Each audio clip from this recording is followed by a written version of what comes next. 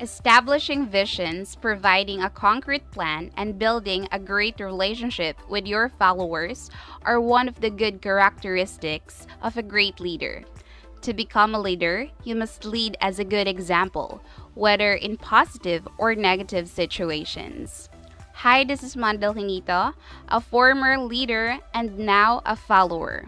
We are Group 2 and let's talk about the skills of educational leaders. According to Rob Liano, each day you are leading by example, whether you realize it or not, or whether it's positive or negative. You are influencing those around you. Before we dig into this topic, have you asked yourself already, what will the schools of tomorrow be like? Is it going to be prosperous as we wish? Or will the competencies of the students will decrease? What do you think so? Standards in education put pressure on schools, teachers, and most importantly, students. But sadly, as the standards for successful students and leaders rise, our educational system's chances and prospects become progressively more remote. There have been many recent changes in the educational landscape as technology has become one of the main pillars of education and student success, particularly in online classes. Students, leaders, and followers are less active and are appointed by the school administration. Because we have been taking online classes for over 2 years, becoming a great leader and follower must be very difficult for some. Today's topic will assist everyone in believing in themselves and acquiring the opportunity to become good leaders. To hear everyone's voice and provide answers to numerous questions, it takes a lot of effort and responsibility to be a great school leader. Franz Mendoza is here to help everyone achieve the great skill of a great leader. Here are the skills that tomorrow's educational leaders will need to keep up. Number 1. An understanding of student outcomes. Curriculum must evolve to reflect the skills that students will need in the future. The educational leader of the future will understand the practices and environment necessary for a student achievement. Number 2. The ability to implement large-scale turnarounds. The bar is set increasingly high for student achievement in numeracy and literacy. Educational leaders must institute programs that lead to deep and lasting learning. Number 3. An understanding of the variety of tools available to educators. Educational leaders must have knowledge of the array of available tools and the precise ways in which they can support teaching and learning. The ability to understand and use different tools like laptop, projector, and every newly created technology that can help teaching AC must be known by the teachers to keep up to their students' need. Number 4. The ability and the desire to reform school culture. The leaders of the future must have a compelling vision and a commitment to high standards so that they can implement deep and lasting reform. Number 5. A commitment to quality professional development.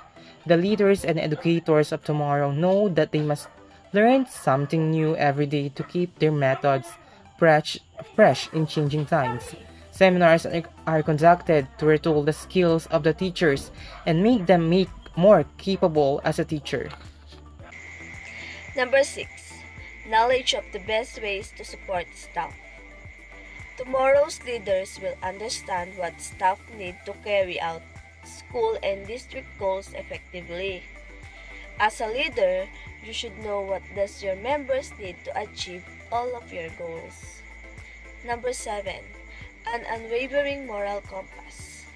The school leaders of the future have a strong social conscience and always keep the best interest of students in forefront of decision making.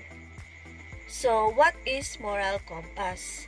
A moral compass helps provides and objective standards to help each of us define and address our ethical or moral weakness. In essence, moral compass helps us define what kind of behavior is right and wrong in our lives. For example, without moral compass, it's more likely that you will make decisions without thinking through the consequences of your actions. In addition, you'll likely be tempted to stretch the truth when it benefits you to do so on. With a moral compass, you'll find it easier to resist temptation through principle-based decision making. In other words, your choice will be based on values you hold to be true rather than on what's easiest to do in the moment. Number 8. The ability to measure progress and success. As a new tools are introduced, it's important to evaluate their effectiveness and their impact on students' learning. As a leader, we should know and monitor the progress of students. You should always know if the new tools are effective in students' learning. Number 9. Personal use and exploration of new tools. The school leaders of tomorrows will model learning for others by adding new tool to their own repertoire. As a leader, you should learn from the others and explore to have an effective tool for students' learning. Number 10. Emotional intelligence. When guiding their schools through disruptive changes, school leaders will need to maintaining relationship with students, teachers, parents, and community. You should express yourself openly and respectfully to have a strong relationship with the people surrounds you.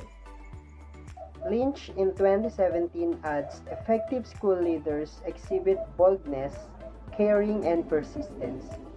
The future is a changing target, but one thing is obvious. These characteristics will benefit our schools in every society and era. A great institution with strong cultural backing always builds a great nation. The institution is built by the society. It is important to always keep in mind that the cornerstone of a social development is correctly managed by a variety of organizations that collaborate to achieve a common objective. Speaking of the construction of such organizations, it is not as simple as it might seem. Keep in mind that institutions are not made by resources. Nevertheless, a strong institution cannot be broken. They are interchangeable terms. As Lynch said, the opinion regarding leaderships can be explained in the following manner. Good leaders build good institutions, and outstanding leaders develop institutes that last longer. However, Lynch stated that what is the true role of a leadership in nurturing and building institution is a key issue that has to be discussed. Lynch clarifies that the role of a leader is corresponding with success and quick gains, which may not be the right way to weigh up the performance.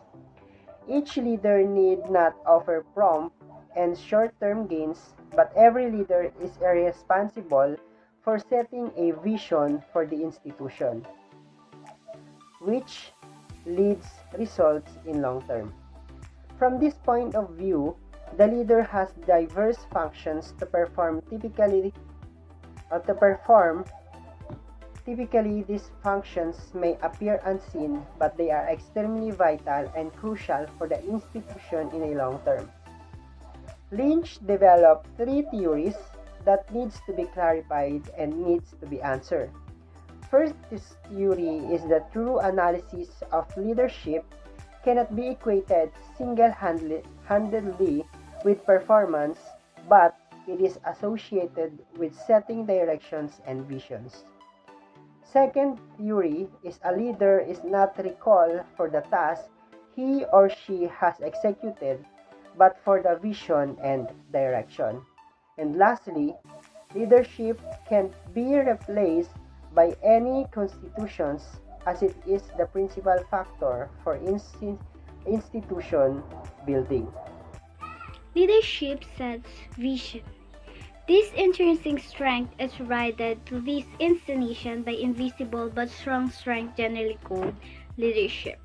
A meaningful leadership is the capacity to focus on the most crucial elements of oneself or an organization, such as what you hope to accomplish and the kind of leader you want to be, as your vision may include the knowledge from your past and the pressuring issues of the present, and also your hopes for the future. It establishes your character and values. Lynch contends that these organizations' success is tied to their capacity to handle crisis. Keep in mind, though, that leadership has the power to alter the course of the institution. In leadership, it can institute and assess the likely threats and help the organization to overcome it.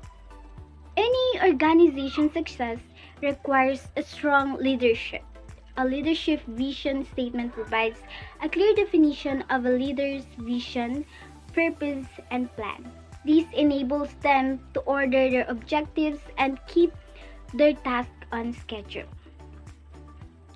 The leadership of one institute is tested by the other. With leadership change, many things change automatically. For example, this is very common in the political scenario. In the changing of the president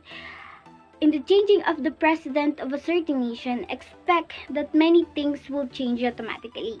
The main change that occurs is revolutionized in approach and thinking of the institution. That is why it is important to set vision and endorse the philosophy of growth. Principal task of a leader is participation in institution building. Participating in institution building is the main responsibility of a leaders. A successful leader can be shaped by a number of fundamental characteristics in any organization. Everybody around a well-rounded leader can look them for a direction and inspiration. Yes, leaders have a big part in terms of institution building because they are the one who is responsible in planning, organizing, controlling, coordinating, supervising, evaluating, and providing a leadership to the group for a result of a good idea that can help to build an institution. Leaders build values, design path, and provide directions. Leaders helps you on how to organize your ideas, and they believe that having and showing direction is like providing a roadmap to a destination. A good leadership builds institution. Being a leader, you are encouraging your teammates or employees to growth and success and setting them goals. If your team is well practiced and well prepared, you can expect a well-grown institution. Institution building is an uphill task. Institution building is not easy task. In history, the Great Rome was not built in a day in the same manner as institutions are not built in a day or two. The majority of the organization are built by a lifetime contribution of a leader. It is the dedication coupled with the effort and selfless commitment that helps the institution to grow, or vice versa. Institution build goes hand in hand with a strong institution that builds with a strong ethical values. As the institution rises, the develop ethical values should grow deeper and deeper. However, frequently, Many institutions appear growing fast in a short span, but there are also fall that is equally fast and sharp. These occur due to letdown of leadership. Hence, the real drive force behind institution building is leadership. What's said here is that institutions are not built in a day or two. Most of the organization are built by lifetime contribution of a leader. It is the devotion, dedication coupled with efforts and selfless commitment that helps the institution to grow. Where in many cases, a small foul play on the part of leader destroys the long cherished institutional structure. The steering institutions have strong ethical values. Often, many institutions appear rowing just fast in a short period, but their fall is also equally fast and sharp. This happens due to leadership failure. Hence, the real motive force behind institution is building a leadership. Now, let's proceed to setting vision, the crux of true leadership. It says that setting and having a good vision of the future is stand to be the crux of true leadership. So, what does it mean? It means that a leader's crucial task is instilling a vision. For example, is a school institution leader, which is a teacher.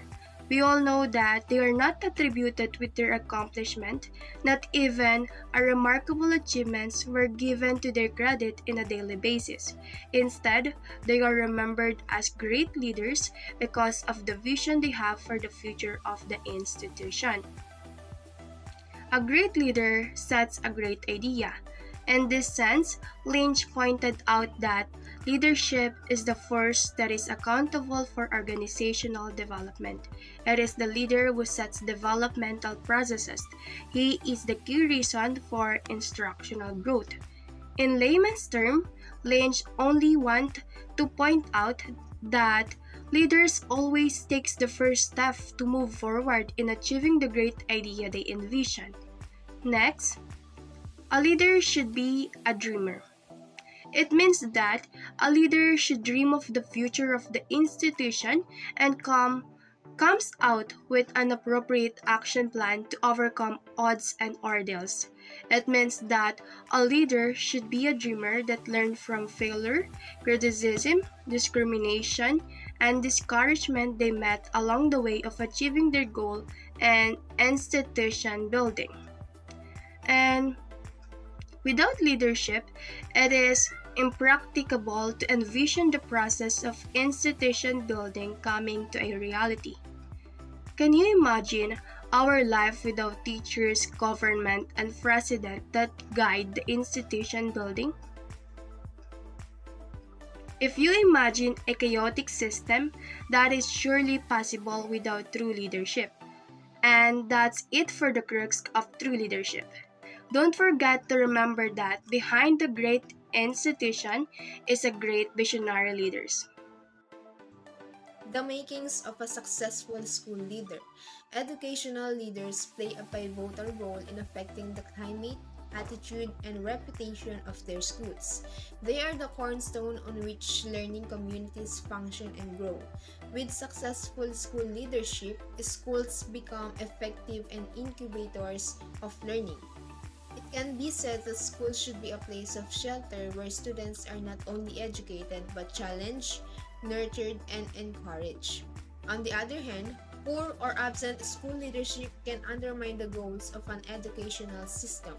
When schools lack a strong foundation and direction, learning is compromised and students suffer. According to a Wallace Foundation study, leadership is second only to classroom instruction as an influence on students' learning. Because the school's priority is to provide children with the necessary education and to develop more students who will be the hope of our community. But with the guide, help, and support of a leadership, it will lead the students to a right pathway where they should be. While there is no one solution to successful school leadership, there are certain strategies, skills, traits, and beliefs that many of the most effective school leaders share. So let's learn more about the traits of successful school leader.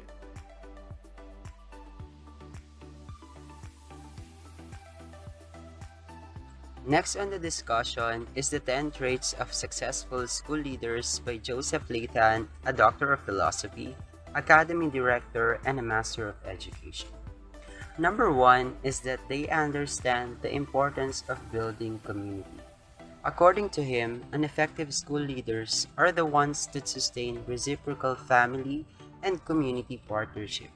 However, in order to build those community networks, it is essential that school leaders are seen within the school and community, which can actually lead to the development of trust, transparency, and shared purpose with parents, staff, community members, and students. Of course, for a partnership or any relationship to work, trust must be given reciprocally. An author and a professor of educational leadership, Megan Moran, discussed that trust plays an important role in building community. According to her, schools with high levels of trust can be expected to perform the following results. Number 1 is that teachers are motivated and willing to try new strategies because they trust leaders to support them. A school with supportive leaders provide an adequate amount of support to every one of the teachers in order to grow professionally and become an effective teacher. Number 2 is that students are motivated and connected to school because they trust their teachers. A school where students trust their teachers tend to learn and come to school because they trust their teachers that they will learn something from them from a day-to-day activity. Number 3, families are supportive because the principal and teachers have built trusting relationship within them. There is nothing more satisfying than seeing the community and school work together to achieve goals for the common good, especially family that supports the school. A family with trust among the school personnel like principal and teachers tend to provide enough support in every possible way. Number 2 is that they empower teachers and cultivate leadership skills. We often heard of the word binuhat ng leader or nagpabuhat sa leader. But did you know that a great leader knows that they are not running a one-man show and that they cannot do everything alone?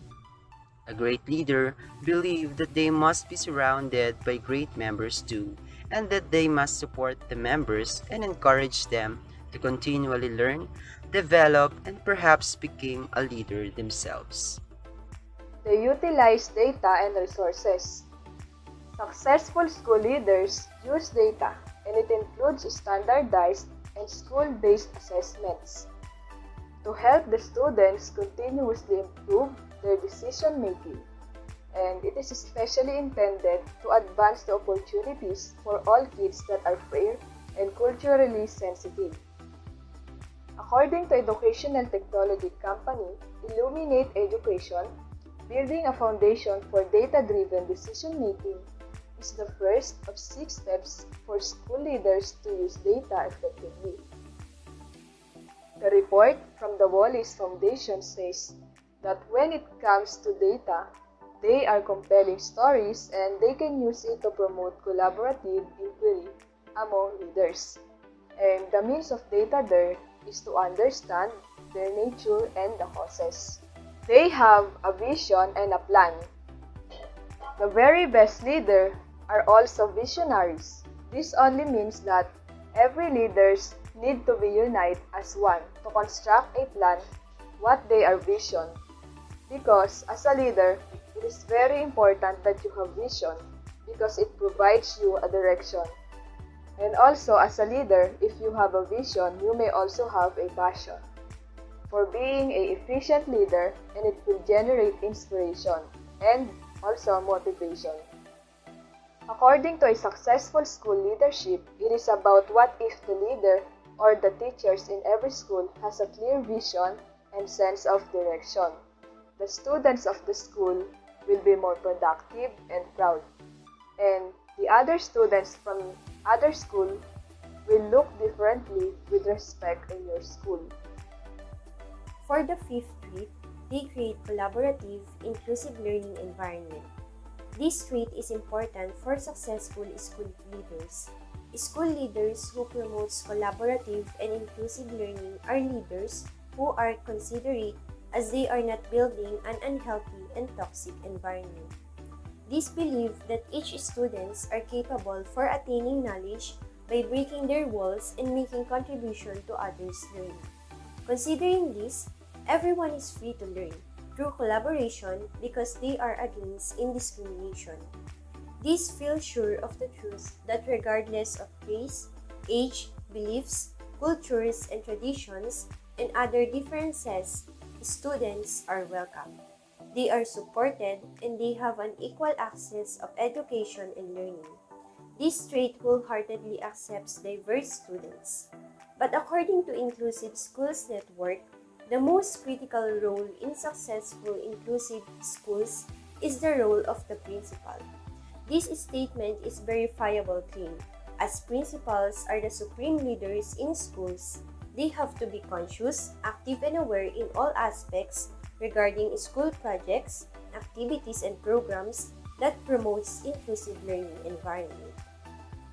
Our next trait for successful leaders is they are passionate about their work. A passionate leader brings energy and the environment he leads.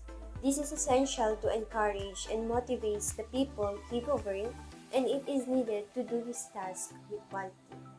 A leader who shows affection with what he do creates a great work. It fuels the leader's mind to be more productive and to share positive emotion that inspires the people around the workplace.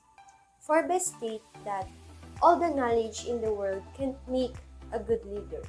It's the care for the work and the people who collaborate with you that makes the difference. This is accurate.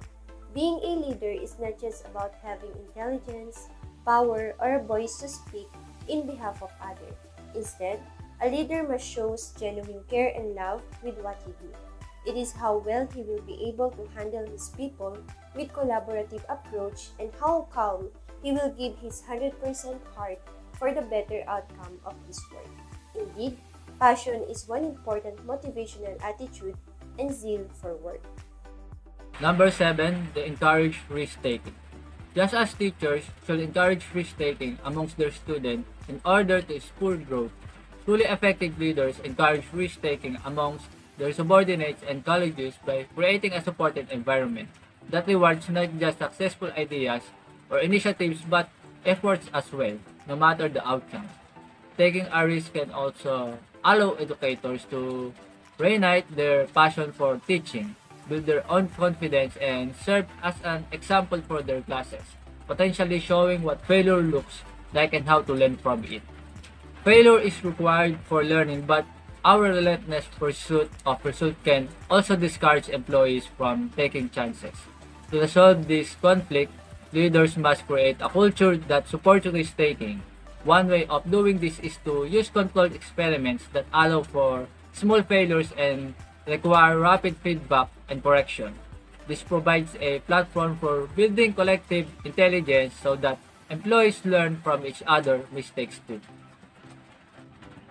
Number 8, they lead by example. A leader that leads by example almost always receives respect and admiration, without which he or she will find little luck in leadership. As philosopher and physician Albert Schweitzer once said, example is not the main thing in influencing others. It is the only thing. Teachers are leaders throughout the day.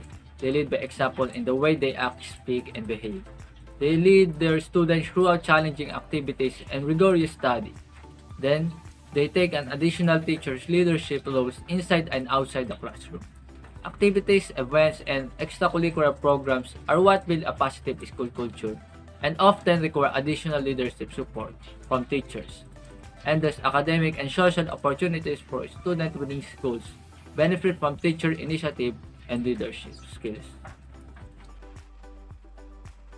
So for the number 9, they persevere staying with a school for at least 5 years. So the best leader therefore are willing to commit to a school and persevere despite the obstacle or challenges. While generally beneficial, Change can become disruptive when it happens too frequently. It has been established that in the case of school leadership, frequent turnover leads to a bad school atmosphere, which in turn has detrimental impact on a student performance.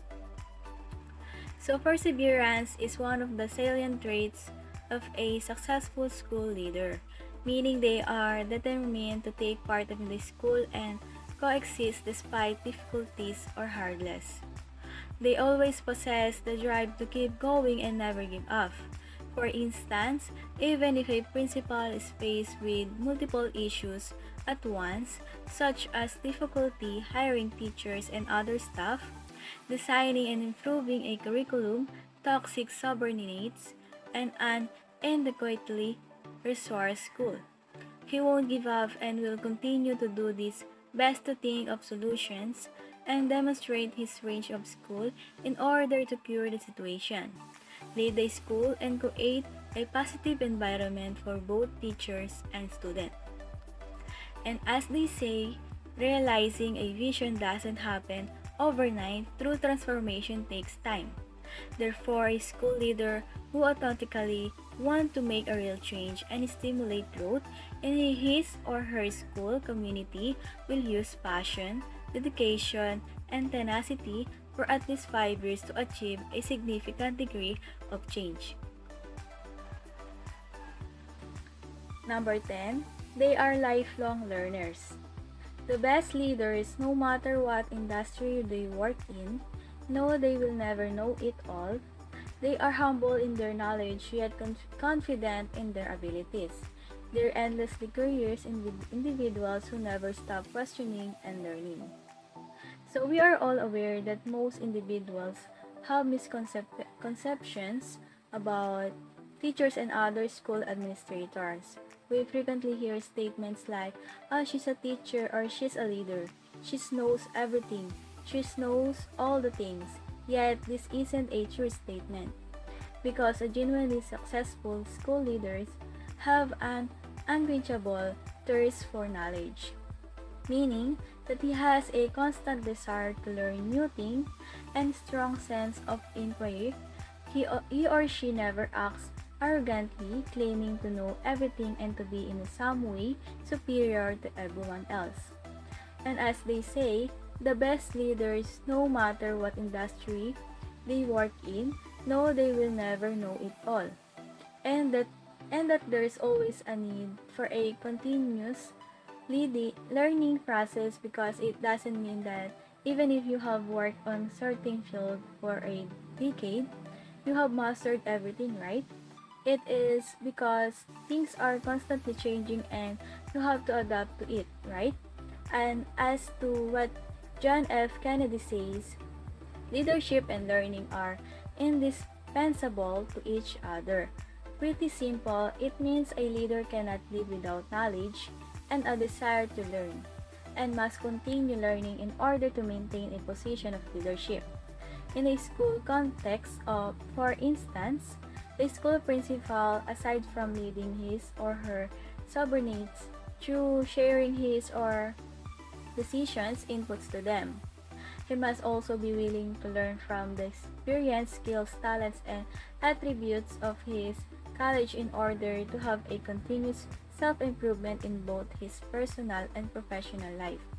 And he must be stagnant to whenever he is and whatever knowledge he has, because he must sharpen his soul. How is it? By regularly sharpening his mind through attending seminars, school meetings, or even just learning in the daily experience that he encounters when he interacts with the teachers, what he observes from the students' behavior on a daily basis. He can collect wisdom and applies those that he believes that can help him to improve his leadership style, and that will make him stay on top of his game and be always ready for today and tomorrow that is in situation and its people may face if not. And if they so get dull, he will be incapable of handling future demands of the school, its stakeholders, and students. Now, in this part of our report, we are now going to tackle about educational leadership. But first, let us define what is educational leadership. Educational leadership is the process of enlisting and guiding the talents and energies of teachers, students, and parents towards achieving a common educational aims.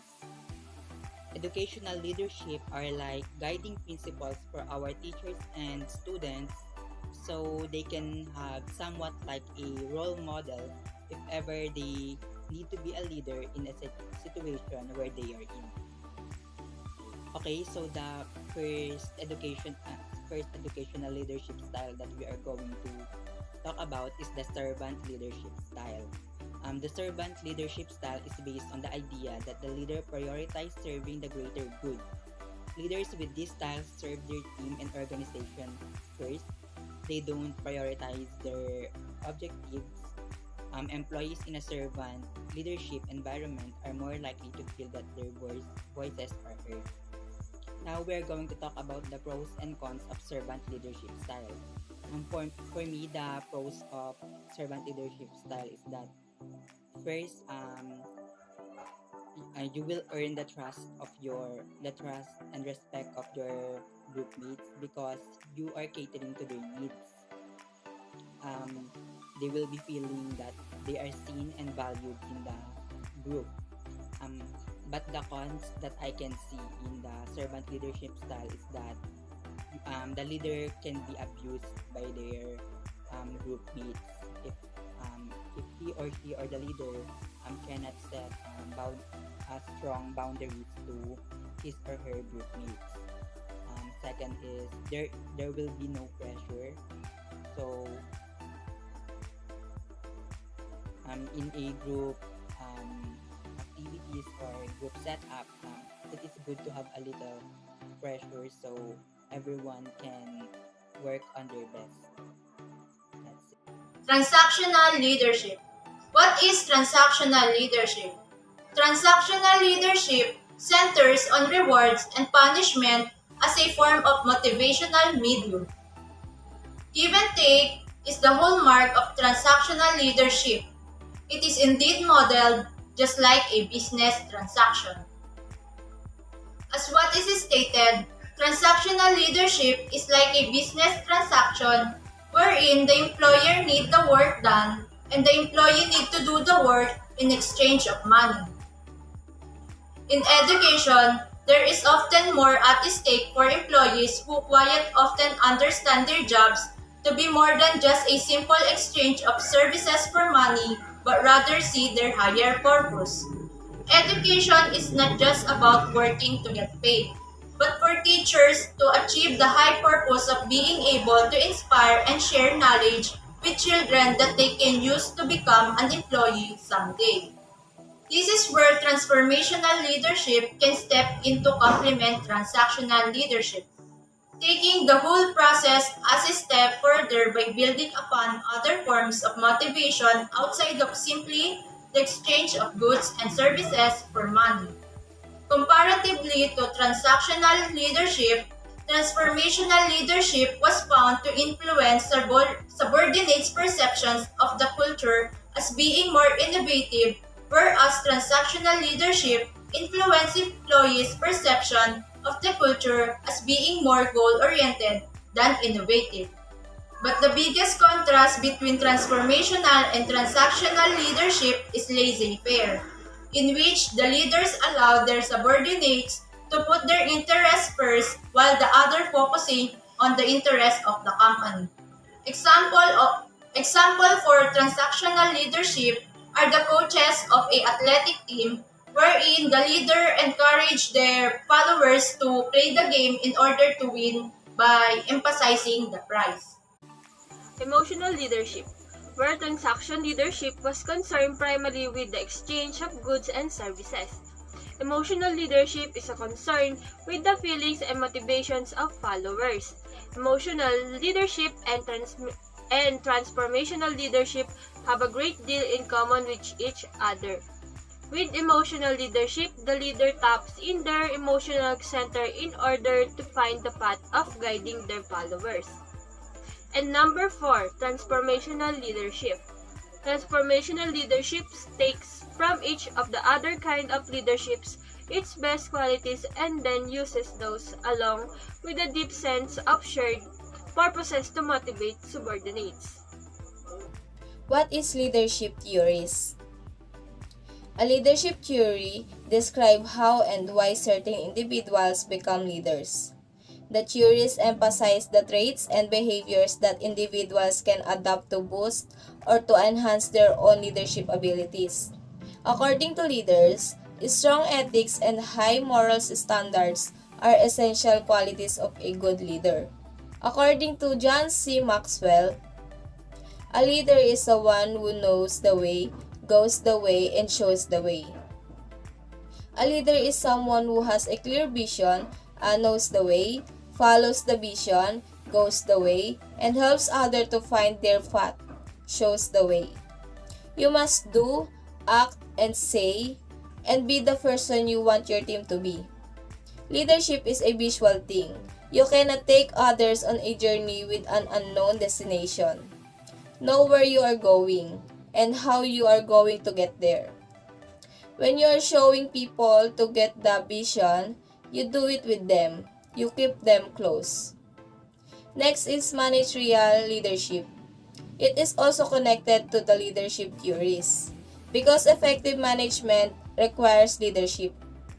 It means that leadership theories help managerial leadership by requiring the manager to have qualities of a leader. So that the managerial leadership combines the skill of the manager and qualities of a leader in order to accomplish the task effectively. Managerial effectiveness deals with the managerial jobs, skills of a manager, and the organization as whole. Managers are likely to have a fixed mindset, while leaders are likely to have a growth mindset.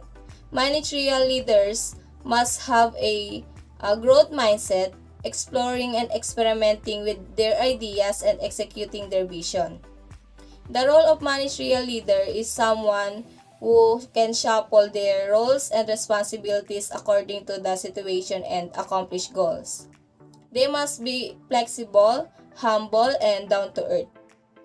This is why it's important to combine the manager and leadership roles for the more effective task performance, organizational effectiveness, and human satisfactions. Managerial leadership is generally evaluated on both formal task accomplishment and informal basis of personal and group goal accomplishment.